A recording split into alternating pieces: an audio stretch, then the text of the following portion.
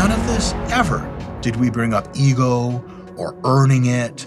There's not a right answer for everyone. Surprise, isn't that crazy? Life's a little bit more complicated than just like yes or no. Hey folks, Dr. Mike here for Renaissance Periodization. Today's topic is grip assistance in training. Tons of questions about this, so type this up.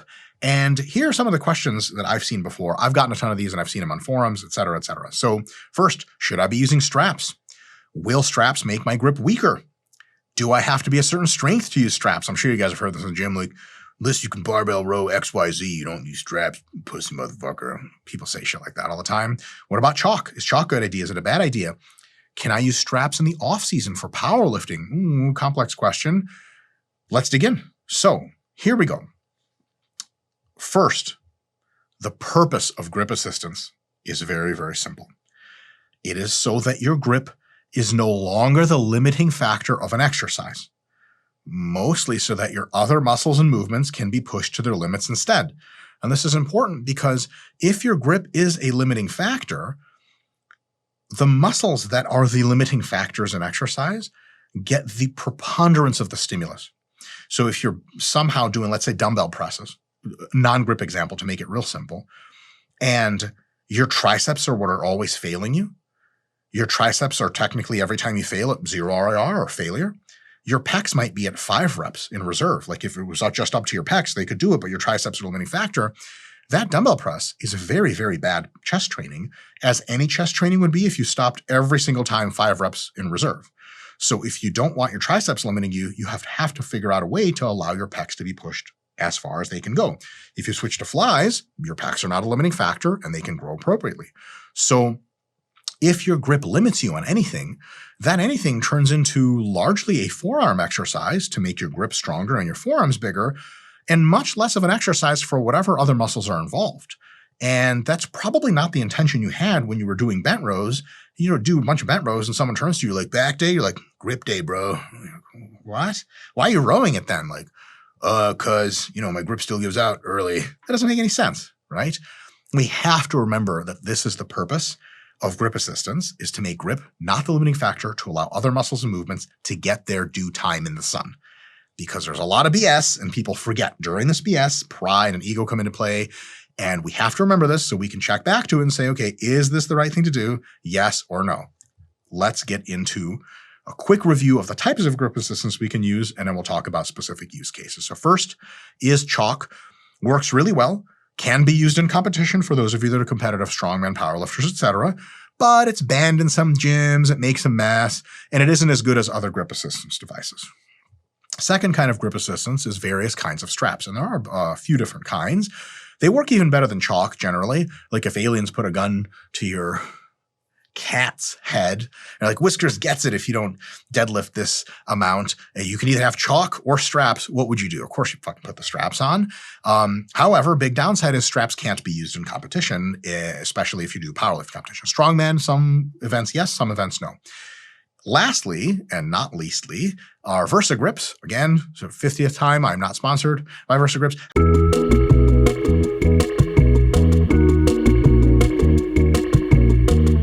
Versa grips, if you've never used them, they're absolutely the best grip assistance, hands down, better than chalk, better than straps, not even close. It's just a genius invention.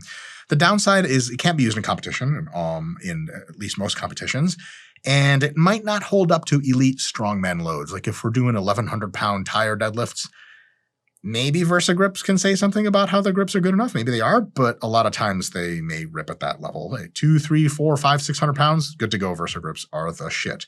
So when would you use these things and when would you consider not using them? So first up, when to not, or at least consider not using any grip assistance. Just going raw.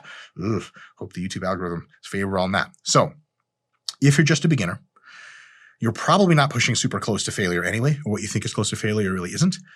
And a lot of times beginners are lifting such light loads that their grip strength is way ahead of everything else.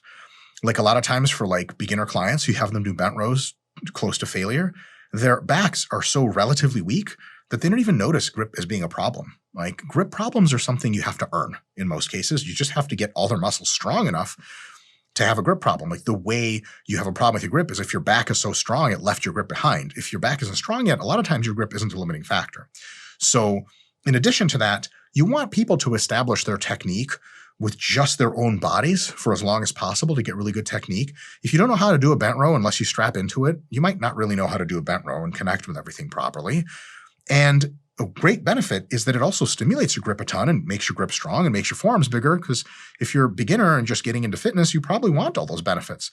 Like you don't want to day one give someone straps and be like, don't worry about it. You'll never be without your straps. Like they probably want a bigger, stronger grip to be all around bigger and stronger. So beginners, probably no need there in most cases. Next, when your grip is weak and or your forearms are small, and you're not doing any dedicated grip or forearm training to solve that problem. That means if you use grip assists all the time, your grip doesn't ever improve, your forearms never improve, and if you want them to improve, you're going to have to take them off. Now, of course, the best solution, which we'll get to in a bit, is to use the grip assists and then do dedicated standalone forearm training. But if you're not doing any of that training, like if you come to me and you're just trying to get overall fitter and healthier and stronger, and you're doing bent rows and pull-ups, and you ask me, hey, should I use straps and stuff like that? And I go, okay, do you want your forearms bigger and stronger? Like, yeah. Are you going to do forearm training dedicated? Like, no, I don't have time for that shit. Like I would say most of the time, unless your grip is really limiting you by a huge amount, I would just stick to maybe some chalk and maybe not, and just using your regular grips. Totally fine, because you want that overall development and you're not willing to go outside and get extra grip work if you're using the grip assists all the time. Because if you use them all the time, your grip doesn't get nearly as much of a stimulus. Last use case of when not to do them, this one's pretty obvious. As your training is nearing a competition in which you're not allowed to use grip assists, do not use grip assists in the last several weeks, month, maybe even 6 weeks, maybe longer. In powerlifting, for example, if you're doing deadlifts with straps, because the straps lengthen a little bit while you use them, and because even when you tie in straps properly, the bar sits a little lower on your hands, it's actually a different lift. Another thing is when you know your grip can't fail, you can be more explosive at the start of the lift and you can grind through at the top of the lift without concern for your grip. And that will set you up with some dog shit technique that when you get to the powerlifting meet and they're like, hey, there's no straps allowed, you're like, oh shit. First of all, I haven't practiced these loads without straps. Second of all, my technique is a little different because I use straps. It's all a bad deal. So I don't give a shit how strong you are with straps. As soon as the 8 to 4 week out timeline for a powerlifting meet comes up where you're not allowed to use anything, your training now, at least in the competition lifts, should be no grip assist. That's a huge wake-up call to you, and you're 50 pounds less able on all of your lifts. You need more grip work in the off-season, but at the very least, you should prepare how you plan to compete. So last little bit of preparation, no grip assist at all. If chalk is allowed in your federation, which it almost certainly is, definitely use chalk, but no versus, no straps, nothing like that. So that's who shouldn't be using grip assistance. Who should be using it? First, you don't have to, but if you're an intermediate or advanced lifter, you have some decent experience, you're pretty strong, pretty jacked, then you can use them and not be worried about it. And it doesn't matter how big or strong you are objectively. If you're into the point where you have to really think about your training to get progress, you are sufficiently advanced enough that grip assistance can be a big thing.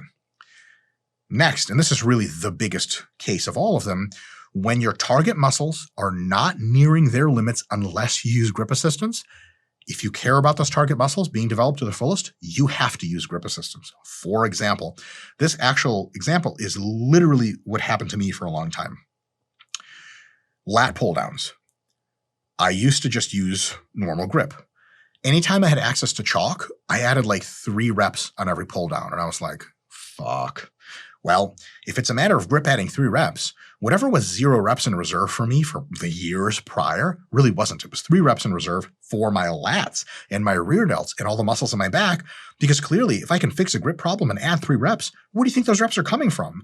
They're coming from the lats still being able to do the work. They were just limited by grip. When I switched finally to straps on lat pull downs, you'll probably know, unless it's a special occasion or I'm traveling and really fucked up. I always, by the way, almost always bring my chalk and straps when I travel. If I don't have straps on lat pull downs, it must be a deload or something, because at this point, and my grip has gotten much stronger, much bigger over the years, but my back is so much bigger and stronger that for me, I could probably do like, with grip assistance, 20 reps of lat pull downs a certain weight, and without 10 to 15. And think about it, that means my best set without grip assistance is 5 reps in reserve. That is not in the meat and potatoes of the hypertrophy range. That's a lot of junk volume. It's stupid not to use grip assistance if you get that much of a carryover out of it. To put another case to you, if you use straps for the first time on like a back machine you're working in with friends, and you manage to hit a 25-pound PR with good technique for the same number of reps, you haven't been training your back nearly as hard as you thought you had been. And that's a big problem because you're not there for grip day. You're there for back day. And you use whatever it takes to take all the limiting factors out of the equation so your back can get exposed to stimulus, which means use as much grip assistance as you need. Lastly, when you are taking care of forearm and grip training in conjunction with your assist use, you're really a good candidate for using grip assistance. So for example, use your VersaGrips and some combination of that and chalk for your moves in bodybuilding, but you also train your forearm flexors and various other grip exercises hard 3 times a week. So if someone's like, hey man, why are you using straps? It'll make your grip weaker. You could be like, no, won't I train my grip by its fucking self on its own time? And that's actually even better than training grip on back machines or something, because then you have 2 things to worry about. Is my back still doing this? And am I still holding on? Your body's kind of, at that point, schizophrenic as to what it is it's trying to even do. But if you train your back and you strap up as much as necessary to make the back the limiting factor, you don't worry a single thing about grip. And then later in the session or later another day, you really toast the fuck out of your grip, not having to worry about your back. It's actually just the best possible situation. It's like, mixing pasta and dessert together versus eating them separately. Still, if you're hungry enough, the mix still works and definitely get your calories, macros, but ideally you keep them separate. And that's really the way to get excellent back training or whatever the muscle is limited by a grip, and forearms. It's the best of both worlds. So serious folks who really want their forearms and grip to be real solid, but also want to train all the other parts of their body, they will use grip assistance. It seems like you can think, oh, real serious people, they don't use any grip assistance. Well, then they probably have backs that are weaker than they should be, shoulders weaker than they should be. I don't even know what their stiff-legged deadlifts is like. Do you guys know anyone who can fucking hold their stiff-legged deadlift weight for like sets of 8 slow eccentric SLDL reps? What the fuck? Like, you must have 4 professional arm wrestler forearms to do that, and or you're just not taxing your hamstrings, glutes, and lower back nearly as much as possible. And I'll tell you which one's the more likely one. So, what do you get when PhD sports scientists collaborate with pro bodybuilders? The most effective muscle growth training app ever made. Get yours now. It's all about thinking logically about using grip assists, chalk, straps, versus. Next time you are considering whether or not to use grip assistance in any situation, you just ask yourself basically 3 questions. Question number 1. Will using grip assists allow better stimulus to the target muscles or muscle in this particular exercise? Will using straps in the bent row be better for my back? If the answer is yes, I would consider using grip assists. If the answer is no, then don't. I don't know maybe this is out of context, but there's some 90s bodybuilding videos where guys would have like basically VersaGrips and would wrap them around dumbbells for pressing. Like, motherfucker, how many times dumbbells falling out of your hand? Also, if the VersaGrip catches, it's like right here and you're pressing like this. Like, I've seen guys strap in for like tricep pushdowns. Like, I think you're just like abusing VersaGrips at that point. So if it's a pushing exercise, there's no fucking reason to do any, maybe some chalk for stability, but straps and Versas is insane. I actually have seen people do that. They're just like, it's like guys who walk around with their belts on all the time, like at powerlifting, like cinch level through just like walking around the gym. Like, don't you breathe? What the fuck are you doing? Take that belt off and then put it on when you need it, right? So outside of that, if you really need the grip assistance, then use it if it makes your training better. Next question to ask yourself if you're choosing between grip assists or not. Are you taking care of your grip and forearm training to the extent that it's needed outside of the pulling movements that you're doing that you're considering assists for? So if you are taking care of your grip and you're training it, definitely consider grip assists, because no worries, you'll train your grip some other time with your dedicated grip and forearm exercises.